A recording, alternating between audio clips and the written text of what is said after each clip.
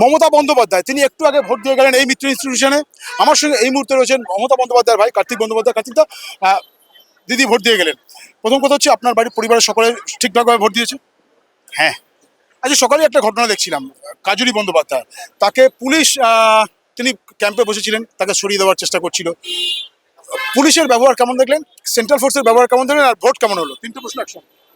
দেখুন, central force এবং police প্রচন্ড ডিস্টার্ব করছে এবং বিরোধী দলের নেতা প্রচুর ডিস্টার্ব করে যাতে ভোট না হয়, এলাকার মানুষ যাতে ভোট দিতে না পারে। গুন্ডামি করেছে, যাকে বলে জাস্ট বলে গুন্ডামি এবং রাষ্ট্রীয় সন্ত্রাস সব মিলিয়ে একাকার হয়ে গেছিল।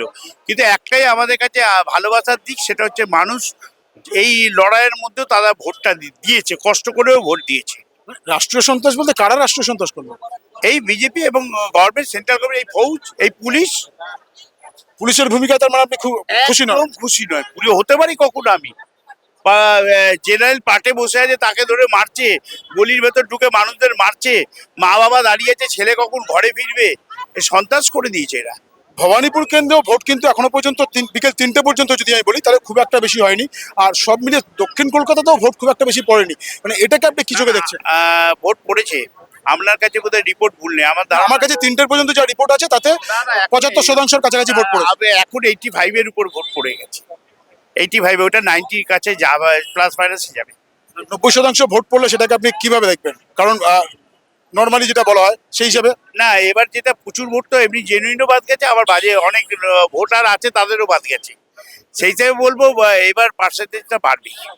আর তারপরে এসআইআর এর ভয় একটা আছে মানুষের মধ্যে, যে ভয় ঢুকিয়ে দিয়েছে যে সবাই বাইরের দেশের মানে রোহিঙ্গা মোহিঙ্গা এইসব মানে বিদেশি নাগরিক এইসব করে দিয়ে বাঙালি যারা 100 বছর এখানে হয়েছে তাদেরও পাঠিয়ে দিয়েছে।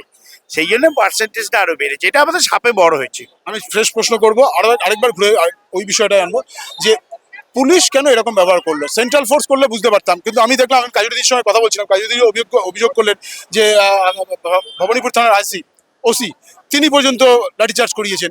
এই ধরনের ঘটনা কেন করলো পুলিশ? এটা আমরা বলতে পারি না, উপর থেকে নির্বাচন কমিশনের চাপ আছে নিশ্চয়ই। আর এরা সবাই মিলে একটা করছে যে এরা প্রচুর টাকা লেনদেন হয়েছে এবারে ভোটে, এবং গদি মিডিয়াকে ওরা ম্যানেজ করেছে, ম্যানেজ করে সব যা খুশি করছে, গুন্ডামি করছে। এইভাবে যদি চলে ভারতবর্ষের ডেমোক্রেসি নষ্ট হয়ে যাবে। 294 আসনের মধ্যে কত আসন পাবেন? মিনিমাম 220। 220টা আসন, মিনিমাম 220টা আসন পাবে তৃণমূল কংগ্রেস, এমনটা অভিমত। আর একটু আগে মমতা বন্দ্যোপাধ্যায় তিনি জানিয়ে গেলেন যে 2/3 মেজরিটি নিয়ে আবার চতুর্থবারের জন্য ক্ষমতা আসতে চলেছে তৃণমূল কংগ্রেস। ক্যামেরা অভিনবর সঙ্গে সঞ্জু সুর, দ্য ওয়ার্ল্ড নিউজ।